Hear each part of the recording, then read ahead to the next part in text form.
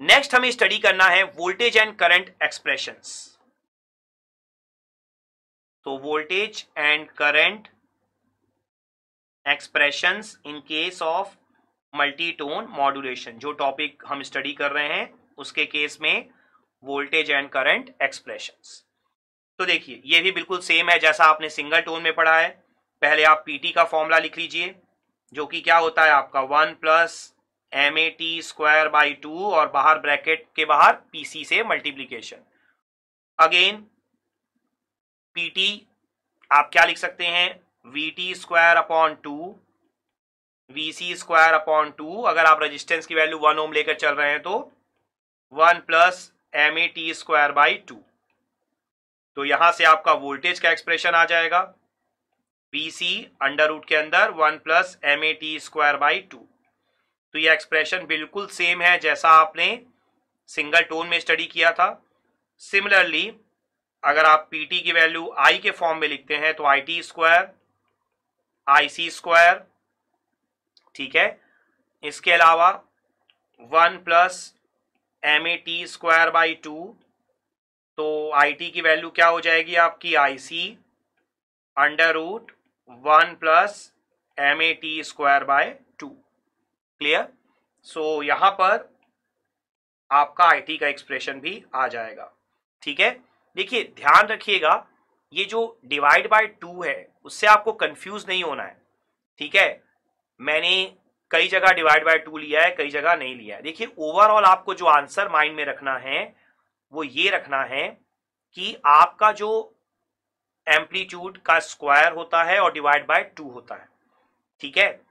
अगर आप एम्पलीट्यूड का स्क्वायर डिवाइड बाय 2 लिख रहे हैं, इसका मतलब आपने आरएमएस वैल्यू पुट कर दी है। अगर आप डिवाइड बाय 2 नहीं लिख रहे हैं, इसका मतलब आपने आरएमएस वैल्यू पुट नहीं की है, लेकिन आपको डिवाइड बाय 2 करके आरएमएस वैल्यू के फॉर्म में लिखना होगा। लास्ट आंसर आपका डिवाइड बाय 2 ही होगा।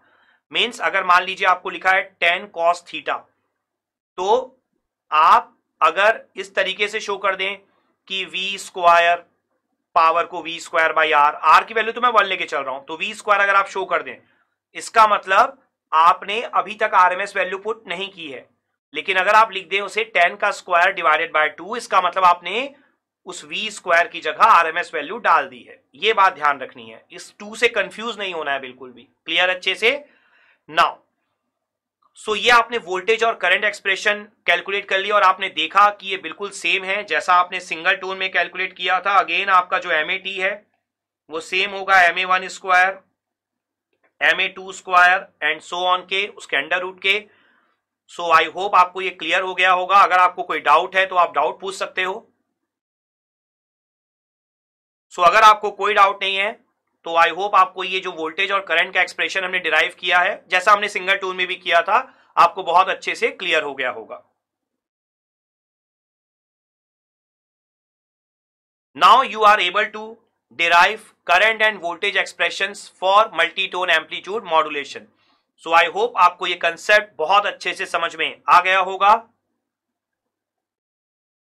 Let's have a quick knowledge check.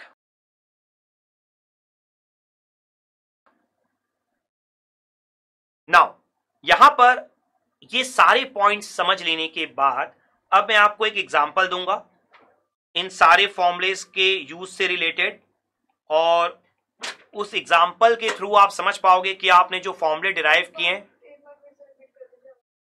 अच्छा स्टार्ट। नाउ ये जो सारे टॉपिक आपने कवर कर लिए हैं, उसके बाद इनसे रिलेटेड मैं एक एग्जांपल कराऊंगा जिससे जो भी फॉर्मूले आपने डिराइव किए हैं उनका यूज आप सीख पाओगे, ठीक है। तो यहां पर एक एग्जांपल मैं ले रहा हूं।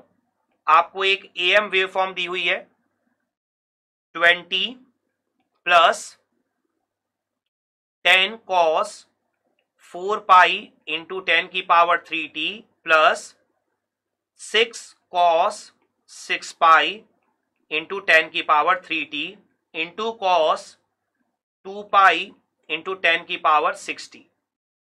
यहां पर आपको बोला है determine modulation index, determine transmission power, determine bandwidth and determine efficiency. ये 4 क्वेश्चन यहां पर आपको करने के लिए बोला गया है, ठीक है। तो यहां पर हमें सबसे पहले स्टैंडर्ड एएम एक्सप्रेशन से कंपेयर करना होगा। अगर आप यहां पर देखेंगे तो एक तो आपकी ब्रैकेट के बाहर बहुत हाई फ्रीक्वेंसी आपको दिख रही है 10 की पावर 6, 2 पाई इंटू 10 की पावर 6। आपको पता है आपको एफ के फॉर्म में एनालिसिस करना होता है, इसलिए 2 पाई को हटा दीजिए, जो बच गया वो क्या है, एफ है। तो 1 मेगाहर्ट्ज 10 की पावर 6 एक बहुत हाई फ्रीक्वेंसी दिख रही है, तो ऑब्वियस सी बात है कैरियर फ्रीक्वेंसी होगी। बाकी जो 10 की पावर 3 10 की पावर 3 की रेंज में दिख रही हैं वो आपकी मैसेज फ्रीक्वेंसी होंगी। तो आप देख सकते हैं 2 कोसाइन के टर्म अंदर है, इसका मतलब ये मल्टीटोन का एग्जांपल है, 2 मैसेज है आपके, ठीक है ना। एम्पलीट्यूड भी आप देख सकते हैं, एक का 10 है एक का 6 है। तो अगर आप कंपेयर करते हैं स्टैंडर्ड एक्सप्रेशन से तो आपका क्या था, A C 1 plus M A 1 cos omega m1 t plus M A 2 cos omega m2 t into cos omega C T. बिल्कुल सेम एग्जाम्पल है जो हमने सिंगल टोन में भी देखा था, सेम तरह का एग्जाम्पल हम मल्टी टोन में भी देख रहे हैं।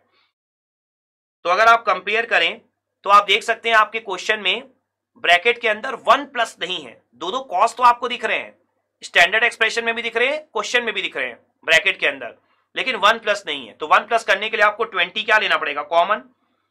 तो 1 प्लस 10/20 कितना हो जाएगा, 0.5 कॉस 4 पाई इंटू 10 की पावर 3t प्लस 6/20, ये क्या हो जाएगा 3/10, that means 0.3 cos 6 pi into 10 की पावर 3t, और ब्रैकेट के बाहर क्या है, कॉस 2 पाई 10 की पावर 6t। तो आपको क्लियरली यहां पर विजिबल है, दो कॉस दिख रहे हैं आपको ब्रैकेट के अंदर। सिंगल टोन मॉड्यूलेशन में आपको सिर्फ एक कॉस दिखाई देता, यहां पर दो कॉस दिख रहे हैं ब्रैकेट के अंदर, दैट मीन्स ये मल्टी टोन मॉड्यूलेशन का एग्जांपल है। अब आप कंपेयर कर सकते हैं, एसी कितना है आपका 20, MA1 कितना है आपका 0.5, MA2 कितना है आपका 0.3। इसके अलावा अगर आप देखें FM1, तो यहां पर आप ध्यान से देखिएगा, जो FM1 है आपका 4 पाई इंटू 10 की पावर 3 है आपका ओमेगा M1। हमें पता है ओमेगा से अगर F चाहिए तो 2 पाई से डिवाइड करना होता है, तो 4 पाई इंटू 10 की पावर 3 को जब आप 2 पाई से डिवाइड करेंगे तो 2 इंटू 10 की पावर 3 बचेगा, दैट मीन्स क्या बचेगा, 2 किलोहर्ट्ज। फिर FM2 6 पाई इंटू 10 की पावर 3 को जब आप 2 पाई से डिवाइड करेंगे तो क्या बचेगा, 3 किलोहर्ट्ज। उसके बाद FC डायरेक्ट है 10 की पावर 6, तो क्या हो जाएगा 1 मेगा हर्ट्ज। अगर आप फर्स्ट क्वेश्चन देखें जो आपको निकालना है MA, तो ऑब्वियस सी बात है ओवरऑल MA आप निकालेंगे, दैट मीन्स MAT। तो फॉर्मूला आपको पता है MA1 square plus MA2 square. तो यहां पर आंसर क्या हो जाएगा, देखिए 0.5 का स्क्वायर प्लस 0.3 का स्क्वायर, तो ये क्या हो जाएगा आपका 0.25। तो ये आपका आंसर आ जाएगा 0.58। तो ये हमने ओवरऑल MA निकाल लिया। इसके बाद जो सेकंड क्वेश्चन हमसे पूछा है वो पूछा है PT, then bandwidth then efficiency.